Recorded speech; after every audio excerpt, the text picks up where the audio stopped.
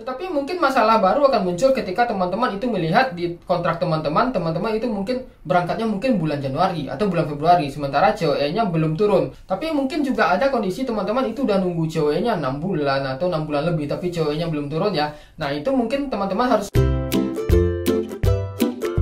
action. Minasan konnichiwa, Koko desu.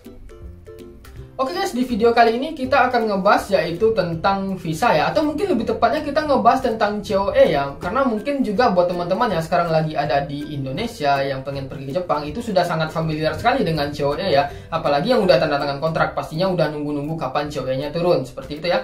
Nah, tetapi juga mungkin teman-teman itu yang bertanya-tanya tentang COE ini ya, apalagi mungkin teman-teman yang udah tanda tangan kontrak, terus mungkin kontraknya itu dikatakan teman-teman berangkatnya sebentar lagi, 1 atau 2 bulan lagi, sementara COE baru mulai diurus. Jadi mungkin teman-teman juga akan khawatir apakah waktunya sempat, padahal di kontrak kan dituliskan kalau teman-teman harus berangkatnya bulan besok, sementara COE-nya belum turun. Nah, maka dari itu di sini gue akan jelaskan ya kepada teman-teman yaitu tentang COE. Jadi buat teman-teman yang nonton video ini silahkan nonton video ini sampai habis. Nah, sebenarnya untuk COE ini sebenarnya gue udah pernah bahas di video sebelumnya ya. Waktu itu gue ngebahas faktor-faktor yang menyebabkan COE itu turunnya lambat. Nah, tapi di sini gue akan jelaskan ya sedikit kepada teman-teman ya tentang COE ini.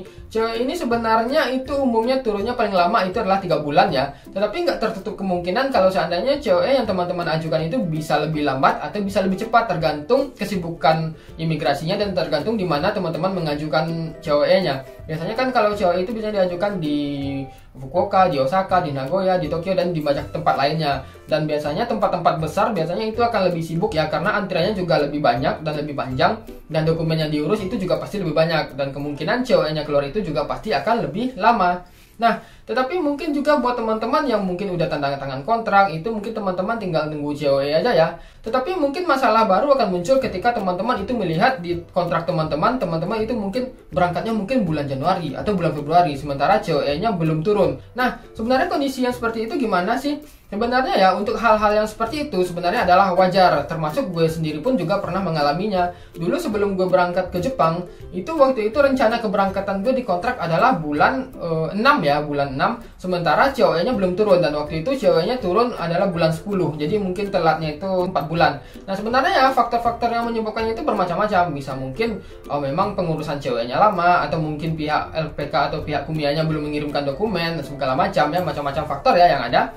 Nah, jadi sebenarnya untuk hal yang seperti itu wajar ya, teman-teman sebenarnya nggak perlu khawatir ya, karena memang hal yang seperti itu wajar, bahkan mungkin di tempat-tempat lain juga seperti itu. Mungkin ada yang berangkatnya itu nggak sesuai dengan kontrak. Nah, dan teman-teman itu juga nggak perlu takut dan nggak perlu khawatir ya kalau nanti masa bekerjanya kurang, itu enggak ya. Kalau seandainya teman-teman perhatikan kontrak teman-teman, di situ juga ada dikatakan bahwa teman-teman kontraknya itu mulai berlaku atau mulai efektif adalah ketika teman-teman mulai menginjakan kaki di Jepang atau mulai masuk ke Kaisha di hari pertama atau hari kedua, biasanya seperti itu ya. Dan biasanya ya umumnya setelah teman-teman masuk ke Kaisha, biasanya teman-teman tanda tangan kontrak lagi, seperti itu. Ada yang seperti itu, ada juga yang enggak ya.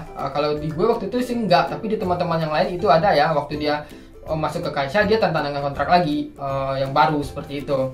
Nah, jadi buat teman-teman yang mungkin khawatir kalau COE-nya nggak turun sebelum hari keberangkatan ya, itu wajar-wajar aja. Kalau telat 1-2 bulan itu normal ya. Tapi mungkin juga ada kondisi teman-teman itu udah nunggu COE-nya 6 bulan atau 6 bulan lebih, tapi COE-nya belum turun ya. Nah, itu mungkin teman-teman harus perlu pertanyakan ke LPK-nya atau ke Kumianya. Kok COE-nya belum turun? Apakah dokumennya belum dikirim atau belum dimasukkan imigrasi? Atau ada faktor-faktor lainnya? Silahkan didiskusikan lagi ke pihak LPK atau TSK ya.